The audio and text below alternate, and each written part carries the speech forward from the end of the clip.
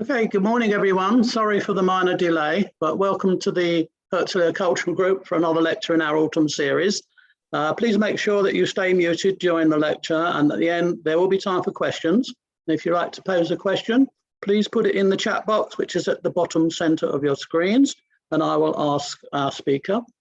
And I will now ask Werner to introduce our speaker. Werner, please. Yes, good morning. Let me just remind you of next week's lecture, which will be given by the political journalist and analyst, Aviv, who has been talking to us before with great success, so to say. And his subject will be Israel, USA, the Jewish people falling apart.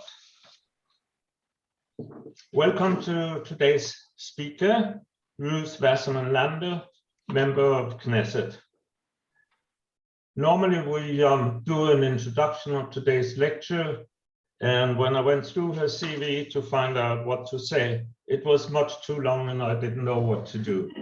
So I contacted Ruth because we didn't want to take introductory time from talking time, and she very sensibly said, I'll introduce myself.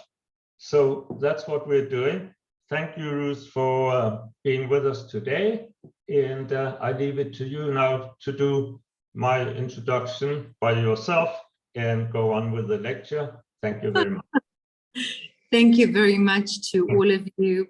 My apologies for coming in a teeny bit late because of technicalities. And thank you so much for taking the time to really listen and to be hopefully open-hearted to all sorts of odd things that are happening in the Knesset these days. So with your permission, I'll begin with first telling you a little bit about myself. As you had mentioned, I very expectedly was born to Lithuanian parents. You can hear my South African accent, but they took a little bit of a different way, a different path than the usual. They did not go straight to South Africa. They went first in Aliyah to Israel in the early 70s. In fact, there were refuseniks. I grew up in a relatively quite modest surrounding in Ashdod, and when I was 8 years old, my father, who worked very hard in an oil refinery in Ashdod, being a philosopher, didn't really help to bring in money in the early 70s in Israel. And my mother, being an economist by profession, she worked in a bank. They had not an easy time economically. My father also did the reserve duty when he came to Israel, and very soon went to the Yom Kippur War, decided that they were going to move to South Africa. And my father called me, told me this, thought I would be extraordinarily excited. I was exactly the opposite, brought my entire class to demonstrate outside of our 8-story building in Ashdod. I brought my entire class, quite a few noisy Israeli children, from grade 3 or standard 1, depending on which country you come from. It didn't help, of course, and off I went to South Africa to spend most of my schooling in Cape Town. And I believe that I knew from when I was already 8 that I would return to Israel. I made Aliyah on my own. My quite wonderful family moved to LA.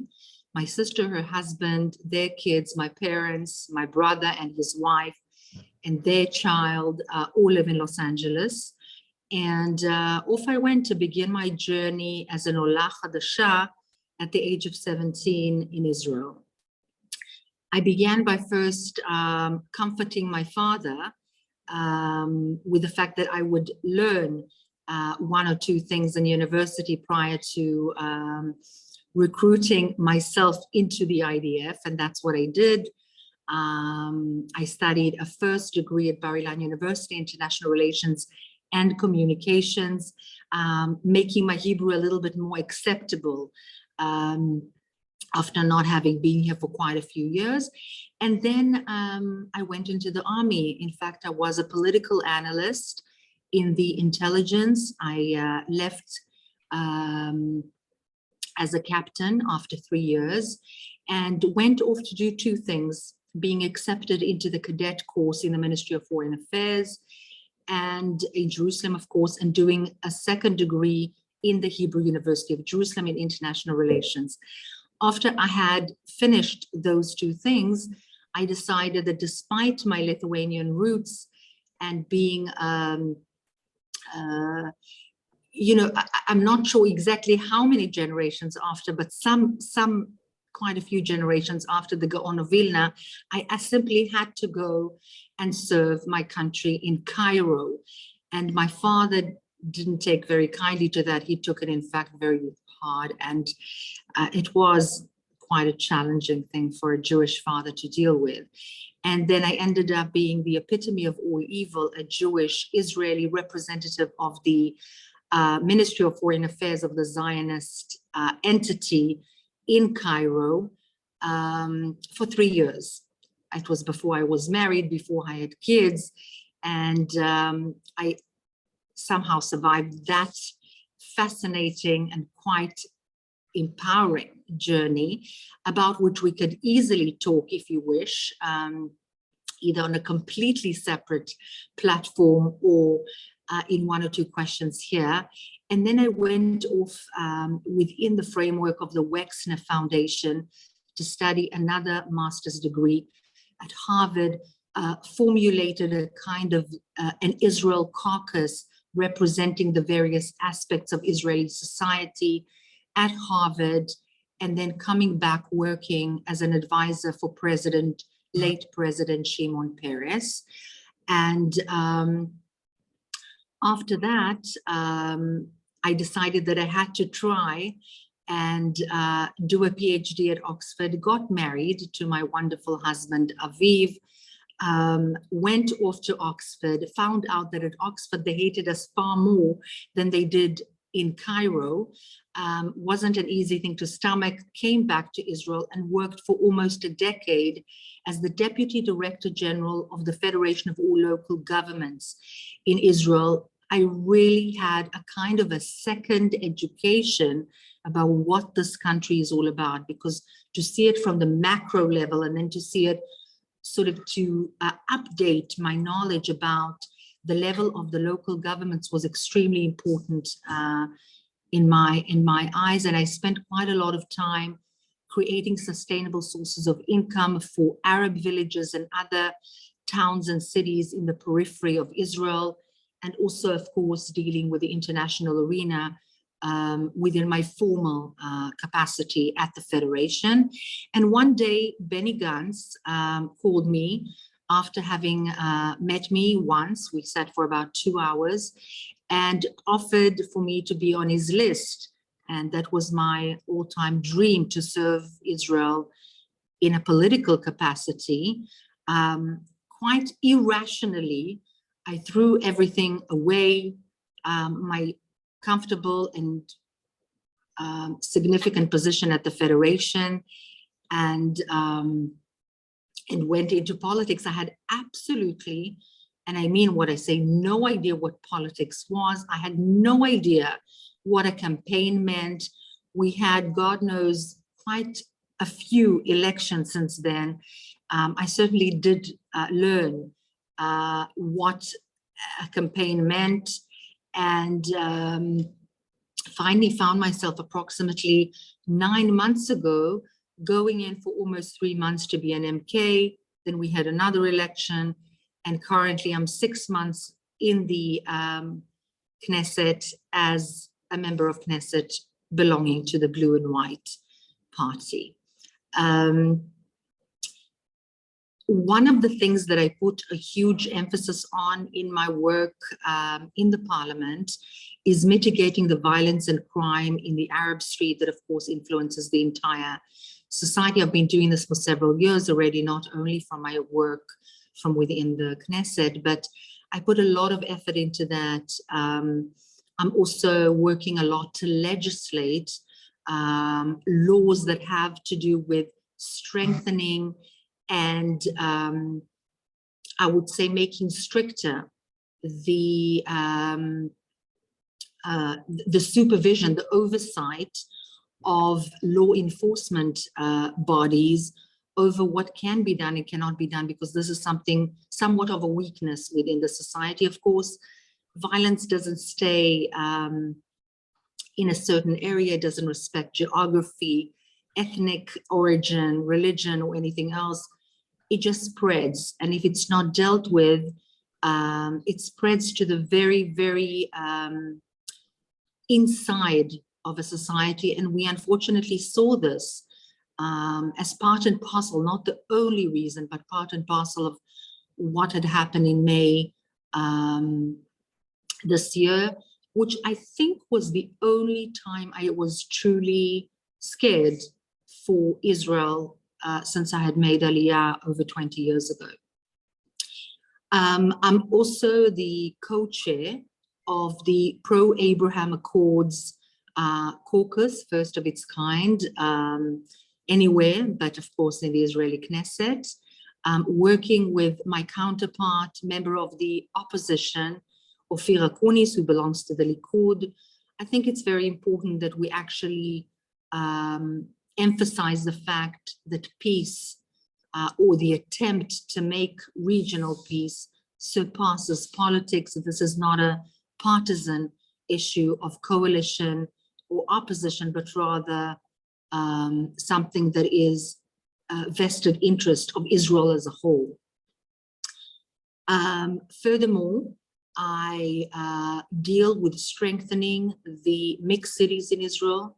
My husband and I and our 3 children, we lived for 10 years in Lod, know the city very well, know the, it comprises, I would say, various ethnicities, religions, political stances, but also is quite a mosaic of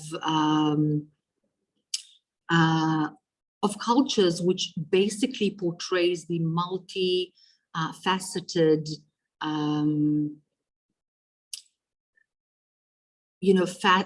face of our society in Israel, thereby being, I would say, at the same time, very, very complex, but also very beautiful, because that's what Israel is all about.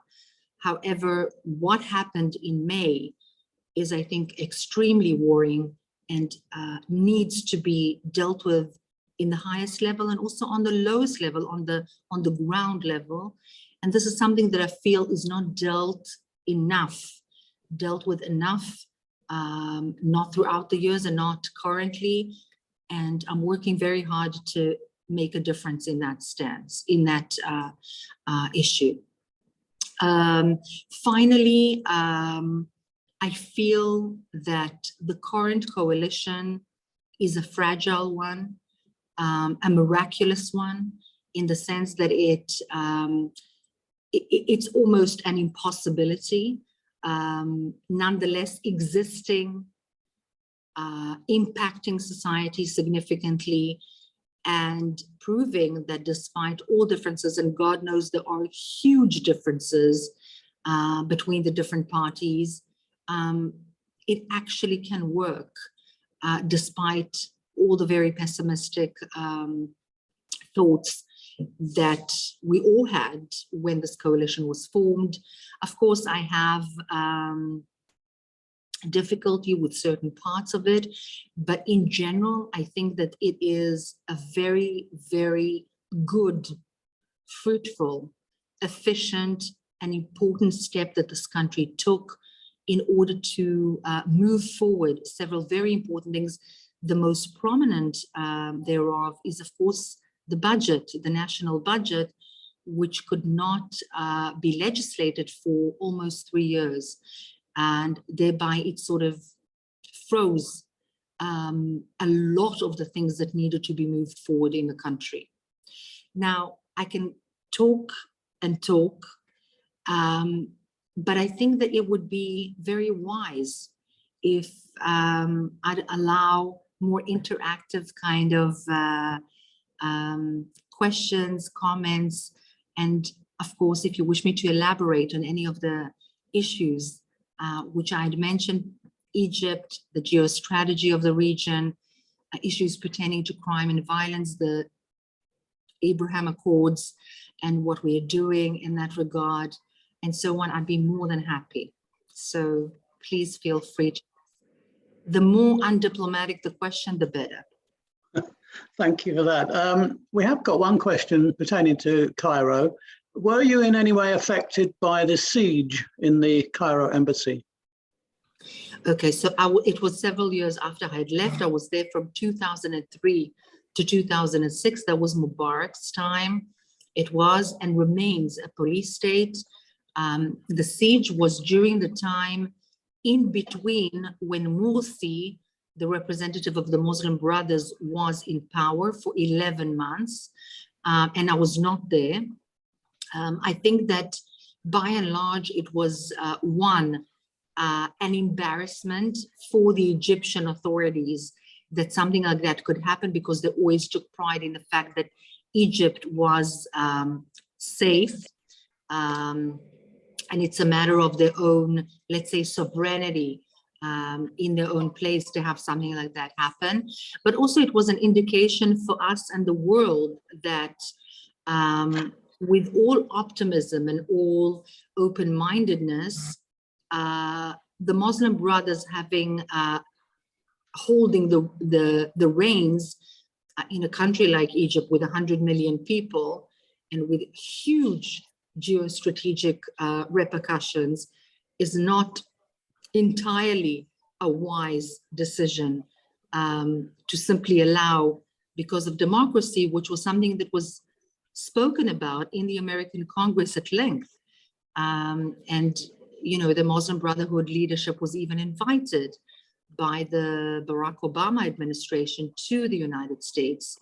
So that was a very huge indication, but personally, I was not affected. Thank you. Do you think Egypt has become more open for close relations with Israel? Okay, so this is an excellent question.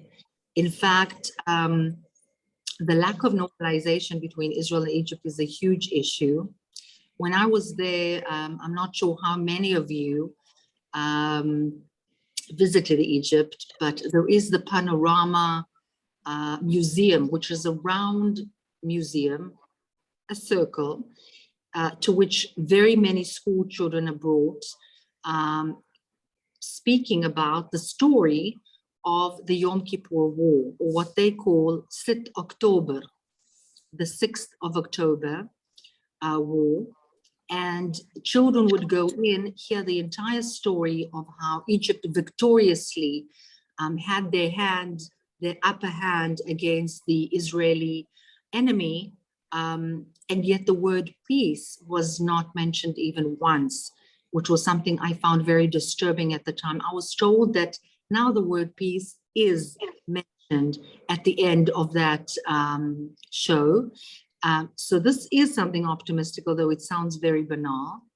I think that the Sisi regime and the Mukhabarat, the security establishment, very, very well understands, even more so than before, how important Israel is, given the intricate interests that are very, very similar in terms of the mutual border with Gaza, the mutual border in the Sinai Peninsula, the fact that we allowed the military in Egypt to open informally our peace agreement and allow more equipment and military presence to be within the Sinai Peninsula, despite the fact that this is against the peace agreement, because we understood the need to deal with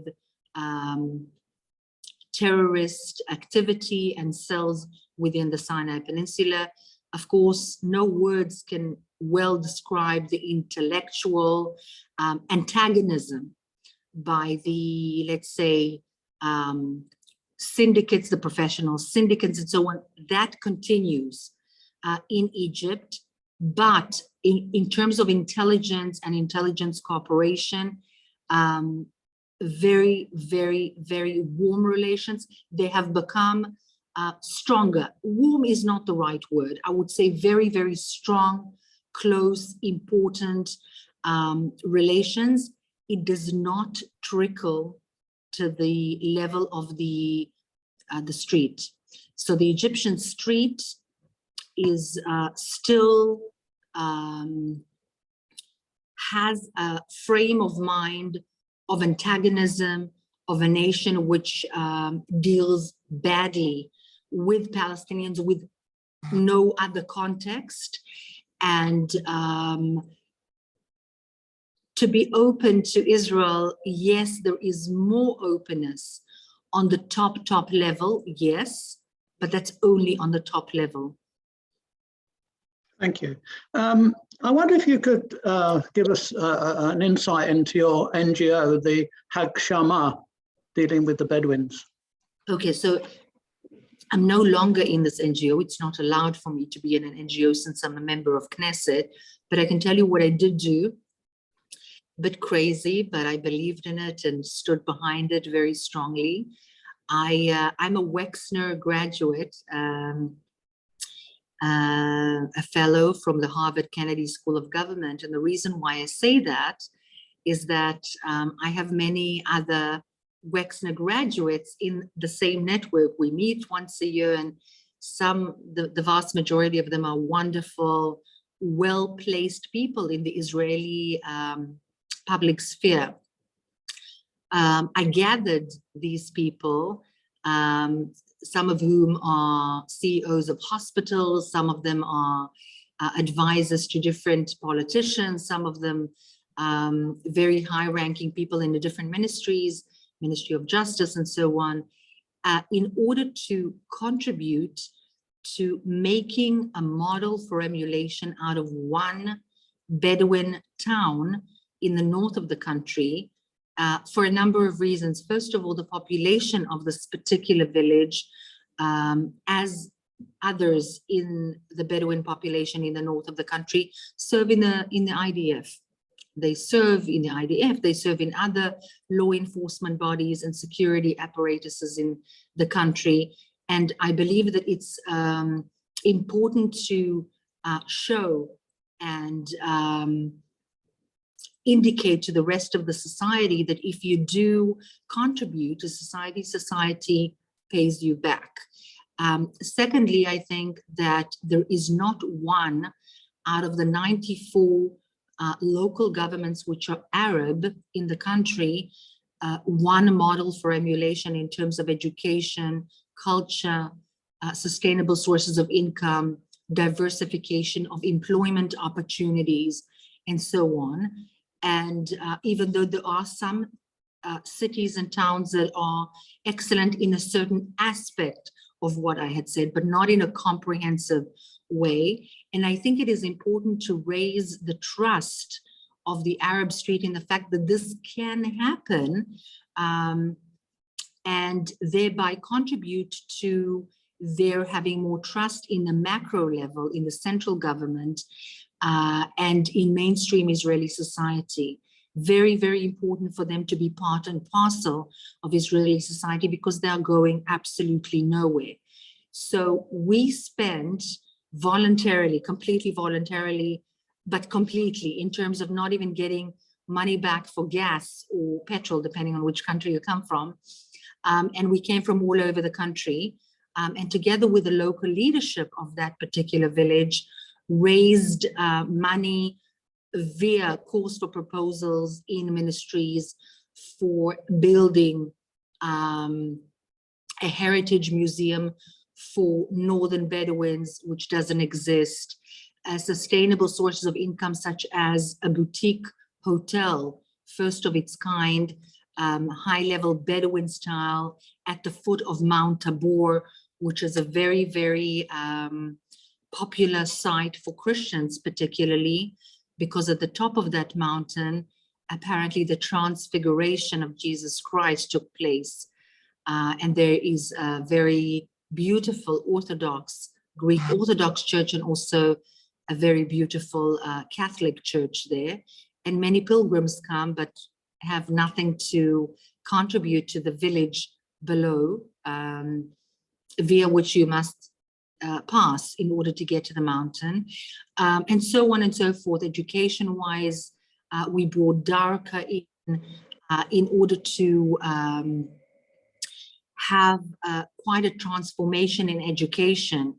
There was a lot of copying going on in the high school, a lot of nepotism, as is very rife in Arab municipalities. And we can go on. It was a huge project taking place completely voluntarily for 4 years, together with the local, democratically elected leadership. And we learned also a lot from it. Anybody who's interested, I'd be more than glad to speak to personally, or perhaps elaborate now if you so wish. Thank you very much. I have 2 questions, which are much the same from 2 different people. Excuse me. What specifically are you doing to eliminate violence in the mixed Arab-Jewish cities? Okay. So I, with all respect, am only one MK. Of course, this huge issue, which has become completely out of control, is a comprehensive effort. And I will try and make some order out of what is being done currently and what I'm contributing as well. So there are 2 separate things that pertain to the word violence. One is more nationalistic violence, which is one issue, and the other is crime and violence and illegal weapons and theft and the issue of extortion and that sort of thing. And sometimes the 2 actually join hands in order to promote different interests, but all of those interests together hurt the sovereignty of any country, of course, Israel included. So as opposed to the former government, and this is not a new issue, this crime and violence, which has become completely insane,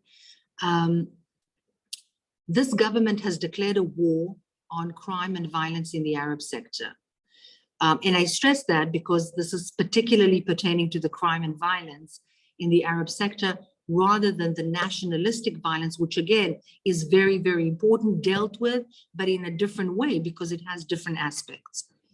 The Prime Minister has taken this on as one of the main goals and objectives of this government, believe it or not, alongside the issue of the corona, alongside the issue of the budget, and so on. One of the first things that Prime Minister Bennett did is appoint a specific project manager to this issue, and that is Yoav Segalovich, the Deputy Minister for Internal Security, who has over 20 odd years of experience in the Israeli police. And his job is to specifically deal with the crime families that have basically truly made the lives of a lot of people a living hell, both in the southern periphery, in the northern periphery, and elsewhere. And he is doing this. He has given himself 6 months.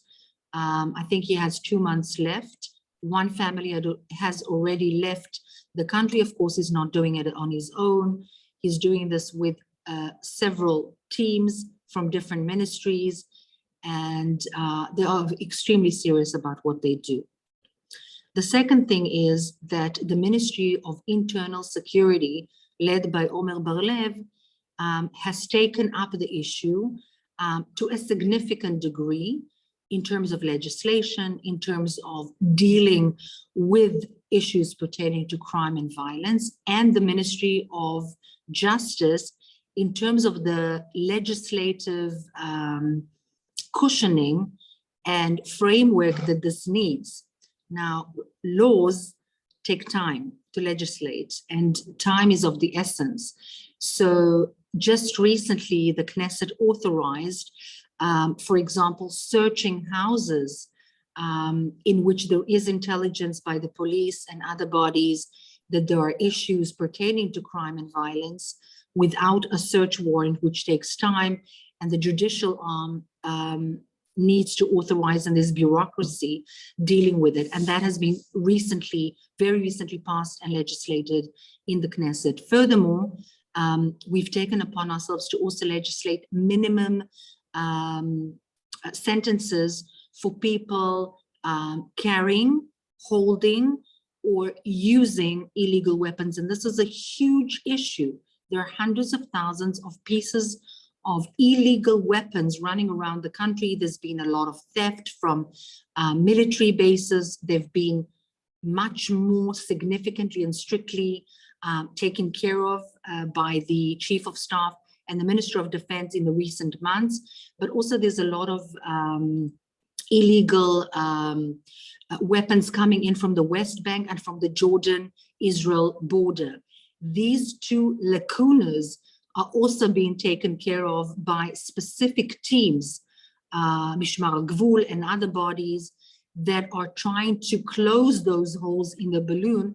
But at the same time, the judicial system has been known to be giving very insignificant sentences because of a lack of legal framework for people carrying, holding, or using illegal weapons. And we've taken a lot of care. Now, the implications thereof, of course, this is something that is limited for a few years, limited in time.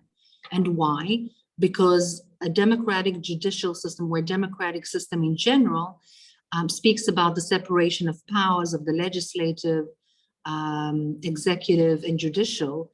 And when the legislative arm, which is us, in fact, legislates a minimum sentence for, let's say, carrying weapons, it takes away a little bit of the independence of the judges or the judicial arm, thereby, in a manner of speaking, hurting to a certain degree the separation of arms, thereby, if it is not dealt with care, in a manner of speaking, perhaps even hurting democracy. I'm not of that opinion. I'm of the opinion that crime and violence needs to be dealt with in a very, very harsh manner. The limits need to be very clear and not at all, unclear. People that do things like throwing stones, burning flags, which is now looking at a more nationalistic kind of violence, need to sit in jail. And there's also an issue of showing the street that this is an absolutely unacceptable form of behavior. And at the same time, a very long-term infrastructural, let's say, manner of dealing with issues like roads, like informal education, diversification of employment in the Arab villages, and so on, need to be taken care of. And that is being taken care of in the government decision called Takadum, or Tochnit Chomesh, which is the continuation of government decision 922, which ends at the end of this month.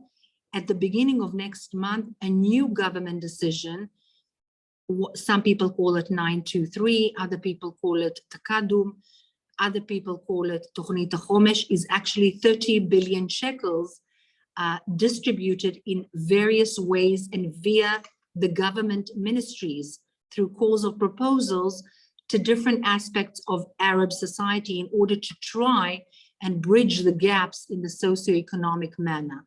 And that, together with making the rules harsher, and not only making them harsher, but implementing them, meaning making the police stronger, giving more openings for policemen. 2.4 billion shekels have been budgeted only for dealing with crime and violence in the Arab street. That is including in the mixed cities. So a comprehensive plan is already in process. Of course, this doesn't take a day or two. I just legislated and had passed a law, which I worked on for 5 months with legal experts from the police and other law enforcement agencies regarding extortion funds in a particular manner, which also allows a person who paid extortion without the perpetrator coming and speaking, calling, indicating, or threatening that person simply because they know that if they won't pay, their business or whatever will be burnt, they can still come to the police. This has now been described in the law and is punishable with significant sentences, thank God. But this is only the beginning. Thank you. I have a question from David, and he says, you have mentioned the March of Flags in Lod, Ramla, as a provocation. Would you agree that Palestinian flags waved, for example, in Tel Aviv is also a provocation, and what could be done about it? Yes, personally, okay, this is my personal opinion. I think that I did mention in one of the tweets that I've published that Israeli flags are not a provocation. Let's begin with that. Depending on where the march is. When it was first published, it was said quite clearly that the march was going through Arab neighborhoods within Lod. And I feel that this is a completely needless provocation, especially with a very fragile situation in Lod, which only a teeny bit of a flame can blow it up significantly. And that is not something that is very conducive to Israel. That's one thing. But at the end of the day, the march was in the center of Lod. Thereby, I feel that it is not a provocation. However, you asked also about Palestinian flags in Tel Aviv. Certainly, I feel that this is a provocation, a needless one. This is not our flag. I know personally the Arab MKs. They are provocative in my humble opinion. My apologies if I'm hurting anyone, but that's the way that I feel. They do call very often for waving the Palestinian flag, even though they do not represent the Palestinian people, but are supposedly representing the Arab Israelis or Israelis of Arab origin. And yes, I do feel that it is a provocation. I believe that that is why it is done as well. Okay, thank you. I have another question here. Related to your time in Egypt. How do you see a way of getting warmer relations with Egypt, as we have with the other members of our Abraham Accords? Okay, so a very, very good but tough question. The Egyptians are tough. They see themselves as the hegemon of the Arab world, regardless of what we may or may not think. They are a very huge and difficult to manage country, 100 million strong, one of the strongest armies in the region, thanks to the United States of America. And they see themselves, this is a mentality, a matter of narrative, as Dunya, the mother of all nations. So this is something that needs to be understood in terms of the frame of mind. For very many years, they were the only ones to take on the onus of peace with Israel, didn't make a true effort, at least in the Mubarak era, to sort of filter or pass on the message, either via the education system, the media, and so on, to the people, which is critical in order to make this peace warmer. You need to have the people know one another, and this has not been done. Now, this is not something that can be done in 1 or 2 days. There was a war between the two people. If you continuously, via the educational system, perpetuate this message of antagonism, of the Israeli being portrayed as not an intruder, but an aggressor against the Palestinians, and also as an enemy, so to speak, in the Ramadan series are being shown. By the way, that has stopped recently with Sisi. But for years and years and years, the series that are being watched during the Ramadan month, the Islamic month of Ramadan, are series pertaining to Israelis being smugglers and spies. And this is the thing. This is the trendy series that Egyptians watch during the month of Ramadan for years and years. So saying not enough has been done on the Egyptian side is the understatement of the century. Now, what can be done? I think, first of all, that the Abraham Accords did a lot to take the onus off of Egypt.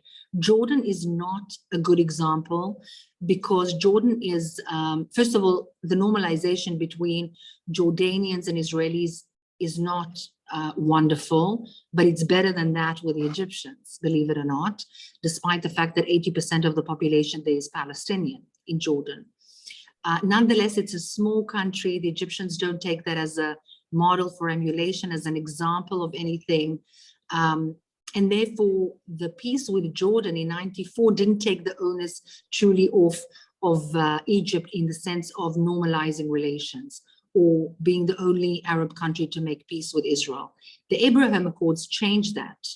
The Abraham Accords are game-changing, in fact. They changed the way that people portray, see, perceive Israel in the region. And I'm talking about the greater region. And in fact, Egypt is no longer the only country to make peace with Israel, and also can easily see, or at least begins to see, the fruit of peace with the UAE, with Bahrain, with Morocco, to a degree.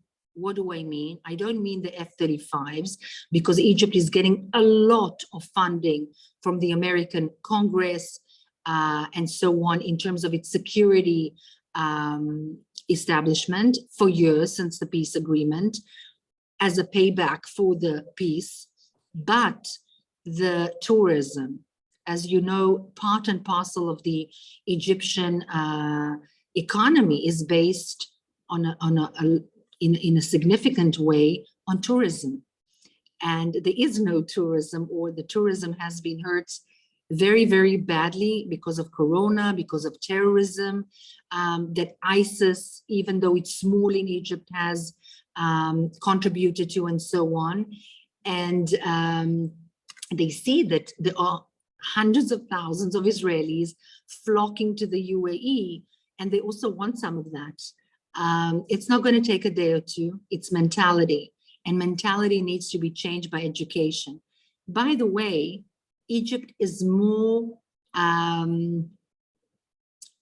attentive to the public rhetoric and sentiment than other countries in the region, and therefore will not rock the boat too much if the people on the street are against normalization. But that can be changed, in my humble opinion, by changing the education system. By the way, the UAE has taken steps, concrete steps, to change systematically the vast majority of their teachers, who are mostly Palestinian and Egyptian, in order to be able to better message to the people the importance of peace, the importance of normalization, and so on.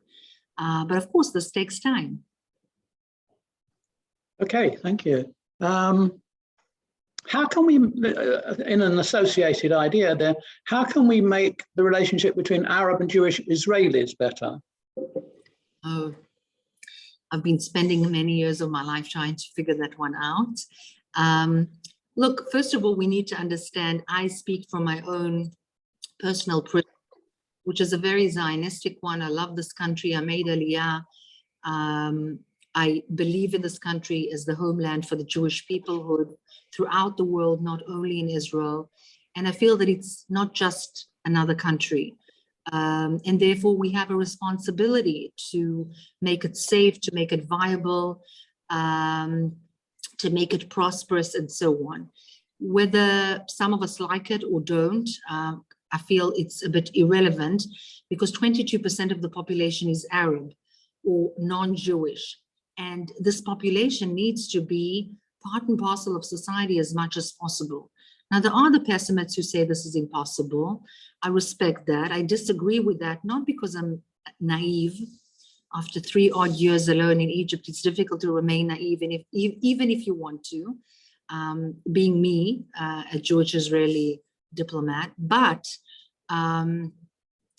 it's not easy.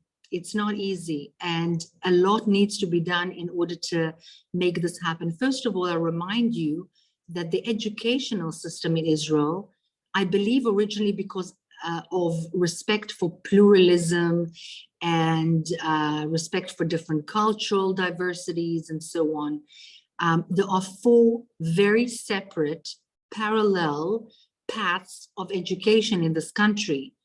The ultra-Orthodox, the national religious, the secular, and the Arab. So in fact, people grow up being separate, which is not a very conducive manner in which to integrate people into a cohesive society. And I'm not saying anything deconstructive, neither about the ultra-Orthodox nor about the Arabs. They're part and parcel of the society for good and for bad. And therefore, the perpetuation of the separatedness of the educational systems truly is not conducive to a cohesive society. And it's a very difficult thing to change. And one needs to be very courageous to even raise it.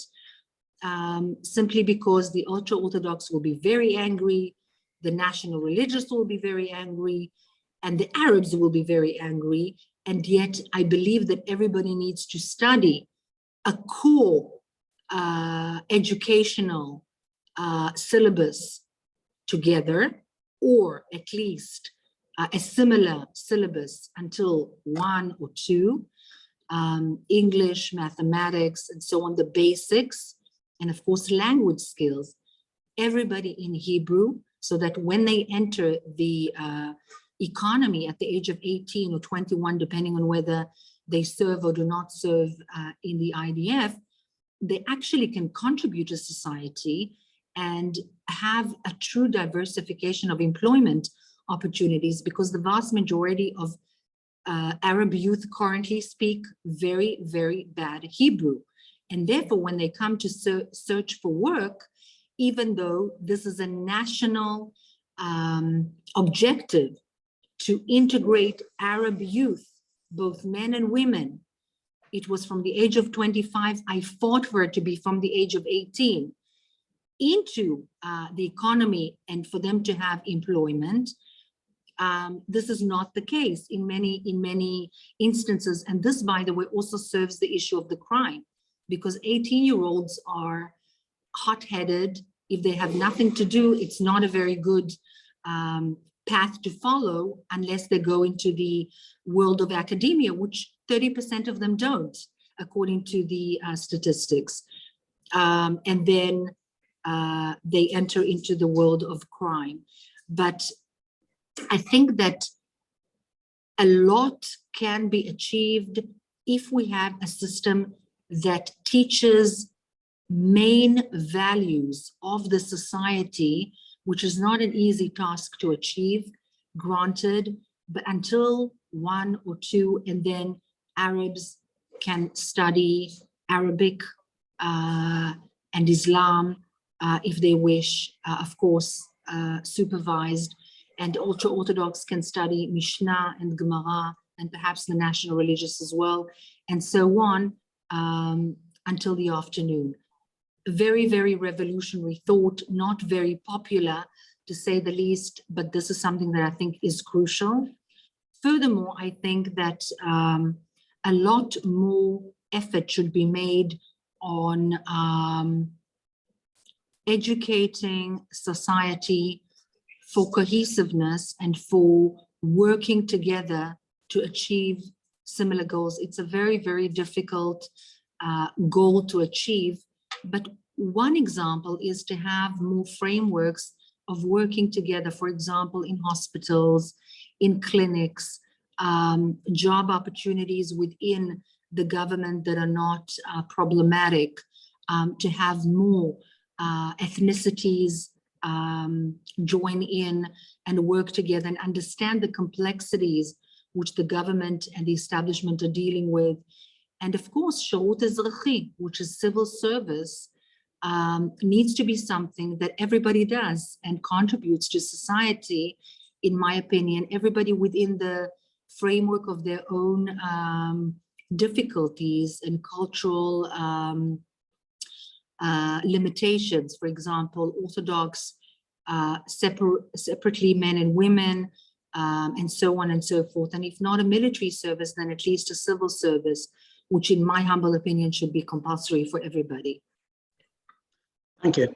Moving on to more domestic issues, I have a question from Robert. When do you expect the Western Wall Agreement to be implemented? Maybe after the rotation of Lapid? A very, very contentious issue, in my humble opinion, very important. The Jewish world is looking on to Israel to make this a reality, or at least a significant majority of the Jewish world, particularly in the United States, but not only.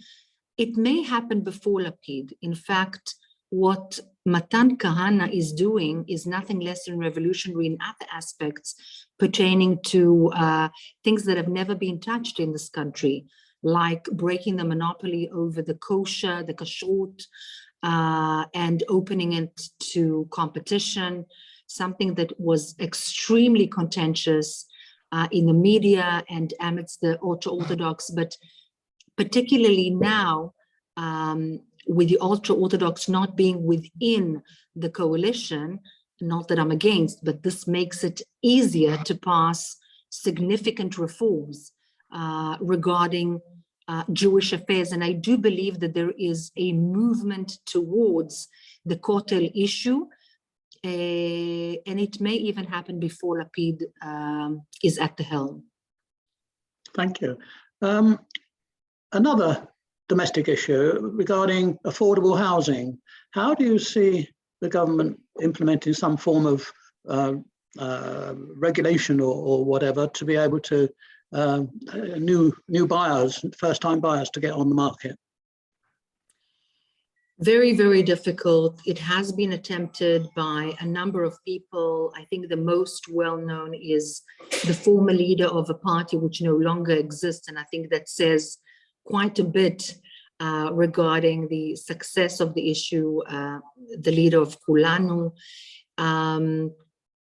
It's a huge issue, and now the Ministry of Finance has taken steps to try and deal with that, but in fact, the prices went right up when people understood that prices will go down. So at the gap of between the announcement and between things actually taking place, the prices went up. It's a matter of the scarcity of land in Israel, and also quite a significant issue pertaining to the project managers of Nadlanistim. I don't want to mislead the audience. I don't have the perfect answer for this. And I don't think that my government still has the perfect answer for this. And I think it will take more time to crystallize what is a correct, significant, responsible way to deal with this issue. Thank you. The other thing I wanted to ask you was about the road traffic accidents. This year, it has actually increased, and it is almost one a day. Do you think the government can address that at all? Okay, so very, very good question. In fact, there was a huge uproar.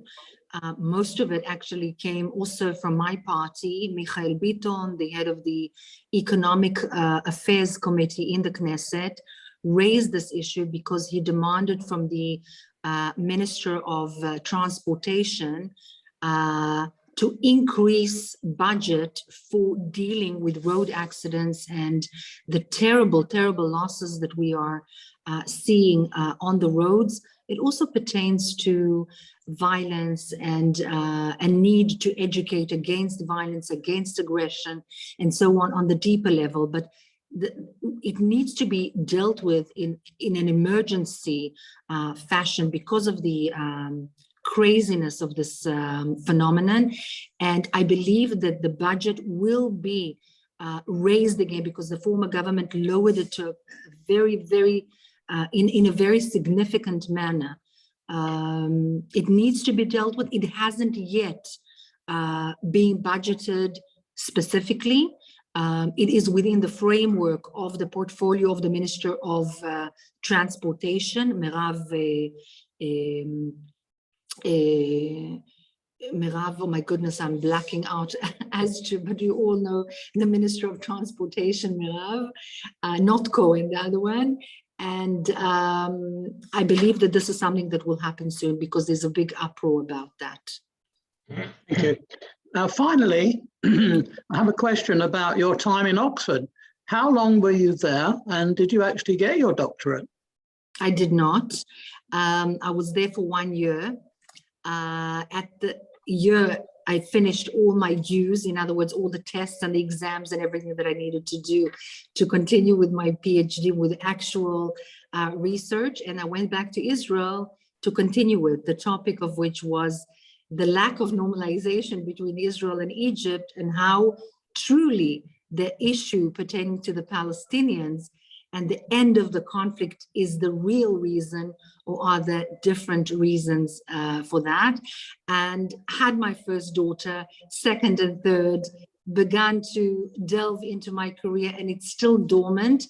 So I'm not a doctor, I'm not there yet, but I believe that at one point in my life, when I have a teeny bit more time is not something that we have at the moment in the Knesset, and that's an understatement. But I do want to complete that, and not only that, I want to write my book about my time in Egypt. I've been writing it, but I've been writing it for quite a while, and it needs time to be finished, something that really comes from within. Thank you. I'm sure you'll get there in the end, and thank you for a fascinating talk, and I'm going to look forward to seeing your book when it finally gets published. Now I'll pass you over to Werner, and he'll give you a vote of thanks and close the meeting. Thank you. Werner. Wow, Ruth, that was really overwhelming. I heard from one of the participants, they thought your telling your personal background and history was a bit long. I'm on the opposite position. I'm so sorry. I think it illustrates what fascinating people we have in this country, and it makes us much better understand your work in Knesset, which seems to be very, very impressive. Your presentation was exciting and charming and very, very meaningful. We thank you very much. I wish you continued, we wish you continued much success in your work. Most often the presentation by the lecturer takes the majority of time and attention. Today, I think it was the opposite, the question, and the way you answered and dealt with the question was very enlightening and very charming. It made a lot of sense. We thank you very, very much. Wish you continued good luck and best of results, and impressed by your personal opinions. I'm sure your personal activity will lead to success in legislation and work in Knesset. Thanks a lot. If you allow me to say one last sentence, first of all, thank you for the heartwarming words. I do hope that you will give those who are interested my email. It's sometimes at 3 a.m. when we are still at the Knesset and have a few minutes. I'd be more than happy to answer any other questions if they come up. And truly, I salute all of you for having taken your time to listen to me. Thank you so much for your kindness. Thank you for your offer. I think a lot of us will take up that offer and touch with you. I already have some things that I want to deal with. With pleasure. I look forward to it. Thank you. Thank you. Thank you. And Shabbat Shalom to you all. Shabbat Shalom to everyone. Shabbat